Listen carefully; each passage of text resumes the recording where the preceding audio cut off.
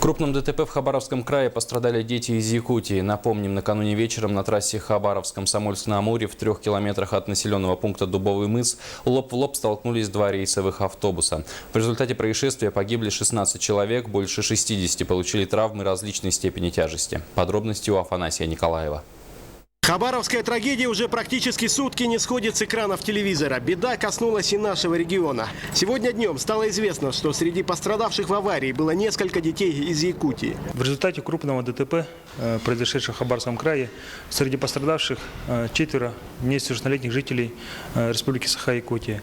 Это мальчики 2003 и 2001 года рождения, а также девочки 2005 и 2000 годов рождения. В настоящее время пострадавшие находятся в медицинском учреждении, обстоятельства ДТП выясняются.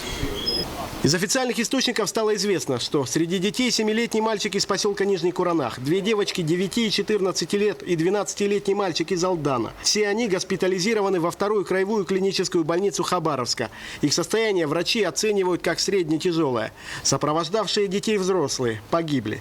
Дети были при сопровождении бабушек и дедушек.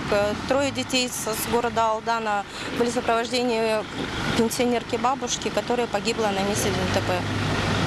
Сопровождавший 7-летнего несовершеннолетнего ребенка с поселка Нижний Куранах, бабушка с дедушкой погибли на месте ДТП. В данный момент Поспредство Якутии в регионе оказывает поддержку пострадавшим детям. Переданы продукты питания и одежда. Их родители уже в ближайшее время прибудут в Хабаровск. Оформляются и восстанавливаются документы. Следственные органы по факту ДТП возбудили уголовное дело. Расследование продолжается. Афанасий Николаев, Евгений Лугинов и Станислав Михайлов. НВК Саха, Якутск-Хабаровск.